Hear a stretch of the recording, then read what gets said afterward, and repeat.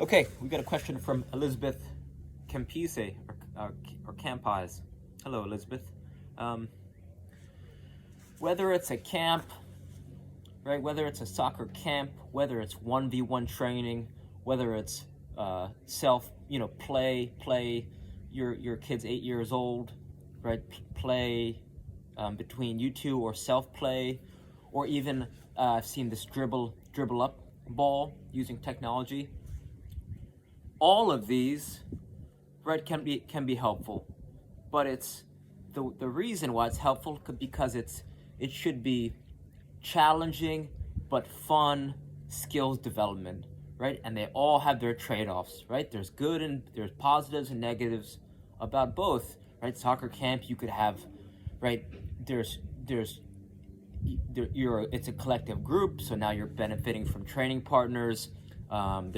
In theory, there's kids that are worse and kids that are better, so you can learn that it's okay to be, or I think as you said, your son, that it's okay to be where you're at because some kids are better and some kids are worse than him, right? And if there's decent, right? Anyone running a soccer camp must think they know a little bit about training, right? So hopefully it's a semi-skilled instructor or trainer, and then, right? But you also have a one-on-one trainers, which are great because it's very focused and it's catered one-on-one attention. And I think coaches are great because after the session it's like my little brother, he told me a story of one of his buddies. He said that his buddies would ask someone to do some renovation, right? So they would, for example, like tiling or redoing a floor. So that they would hire someone for an hour, and then they would watch them. They would watch them for an hour and ask them a lot of questions. And after they kind of did a majority of the work and spent most of the time showing them what to do, then my little brother's friend would say, "Okay, thank you for your time." And since he just taught him how to do everything, then my little brother's friend would just do the remaining rest of the job, right? So you can ask a one-on-one trainer. You could say, what are your favorite exercises? What you could query them. You could say, what do you wish you spent more time doing? What wasn't helpful? What was helpful? Who are your best mentors? What did they do? You could go deeper because there is the actual training, but then it's okay, what does the next level look like? Or assuming, you could just have fun with it, and just the hour of seeing what they do, assuming they're decent, you can replicate that. I talk about a story where, me and my dad used to play hockey in the driveway, and he was he got recruited to Harvard and Yale out of Canada.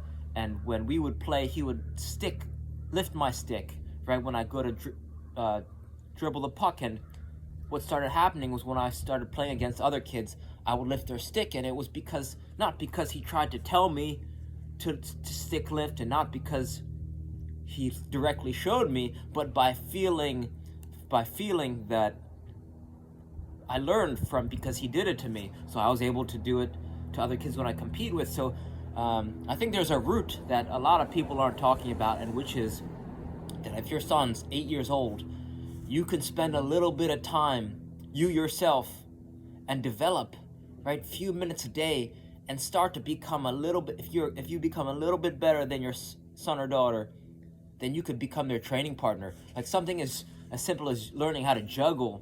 And if you and your son can juggle together, my parents, they spent 10,000 plus hours taking me all around the world playing soccer. England, Sweden, Denmark, Germany, Dominican Republic, Puerto Rico, Mexico, Canada, and the whole time we could have spent juggling. Yet they didn't devote 2 minutes a day, right, to learn the skill, and we could have, that could have sparked so much joy for us. So I think if you could learn how to juggle, right, so learning how to juggle is going to create so much joy, you have no idea. So I really can't encourage that enough, even with a balloon in the beginning, right?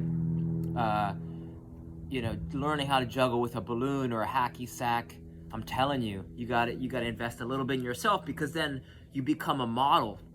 You become a training model and a training parent. because as they grow up, they're not gonna listen to what you do. They're gonna mirror. They're not gonna listen to what you say. They're gonna mirror what you do. So here are some fun ways that you can just at yourself at home can start to encourage a fun soccer skills and drills practice. The first is making a kick trainer. Right? If you make a kick trainer for yourself, your son's gonna start to use it. It's just a rope. I got some electrical tape or duct tape, whatever, and a tennis ball. But just by doing this, you could start to help them develop their striking technique. And this is going to be helpful for dribbling, for passing, for shooting. It's just rhythmic ball striking. And multi-million-dollar clubs all over the world encourage their kids to use kick trainers. AC Milan, Sevilla, Ajax, right? A lot of pros talking about using them when they're young.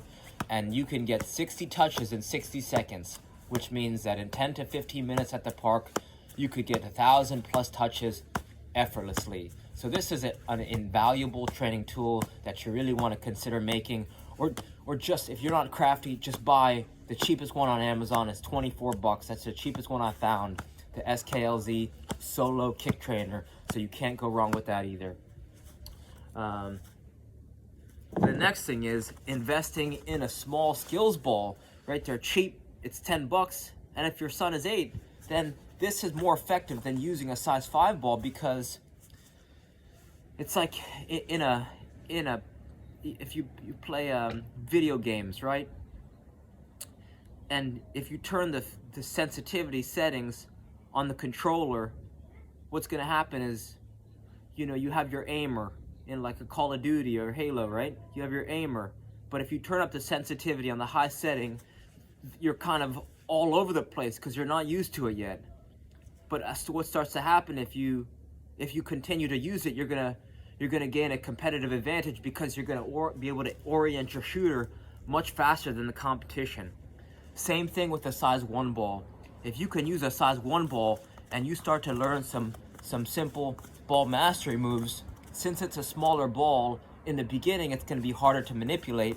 But as you continue to train with it and learn some simple ball mastery skills and drills, then you're going to have a competitive advantage when you get to when your son gets to the game, and now he's playing with a size 4 or a size 5 ball. He's going to be able to manipulate the size 5 ball much easier because he's been training with a smaller ball. Right? You want to check out Cover Skills Mastery. It's an app where you just search COERVER,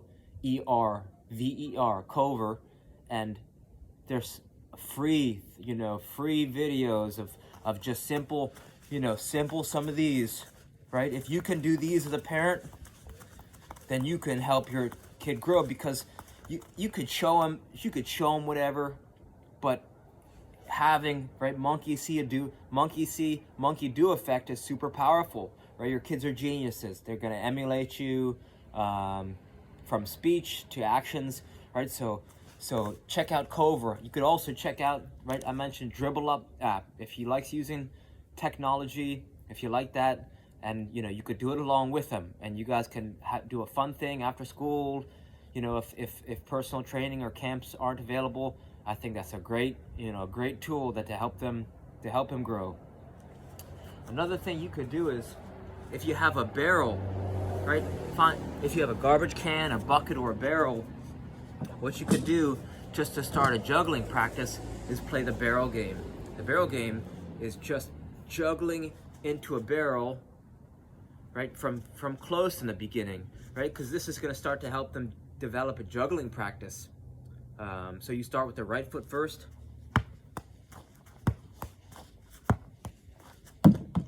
Right, so it goes in. Then you do left foot.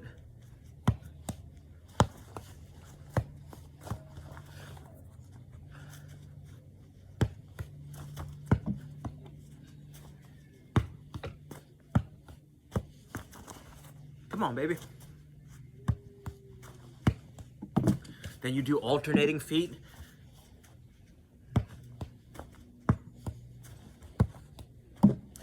And then you could do right thigh with or without a bounce, left thigh with or without a bounce, both thighs alternating with or without a bounce. And then you could do any body part you want with or without a bounce.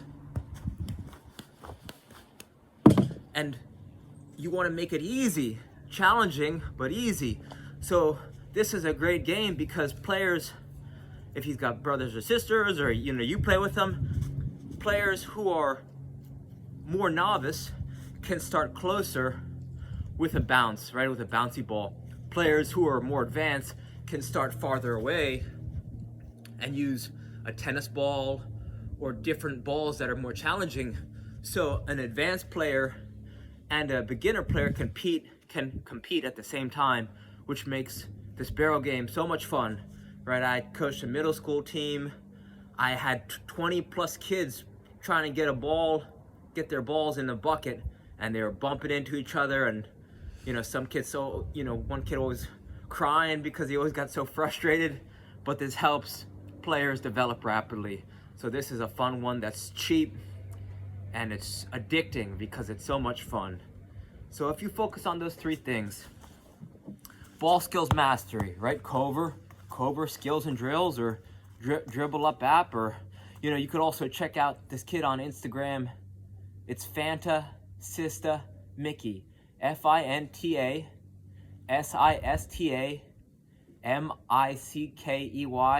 This kid's got some simple dribbling patterns, but they're you could see how a toddler can master some simple drills that turn very complex. Some simple, you do some of these where you go roll, roll, roll, roll, touch, roll, touch, roll, touch, roll, touch, right? So, you could start to become almost like a pseudo skills trainer just to help your son develop, because it only takes a few minutes, right, with the right info for you to master concepts and then demo them to him, and that could really help his development if you're thoughtful about it.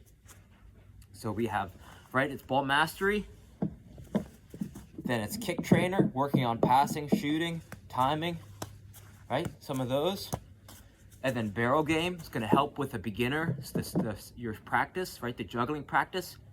And the last game is you want to get 2 cones, the tall ones, right, because then you and him can start to knock each other's cones over, right? He's got a cone, you got a cone, and this is going to help his shielding. This is going to help his ball mastery.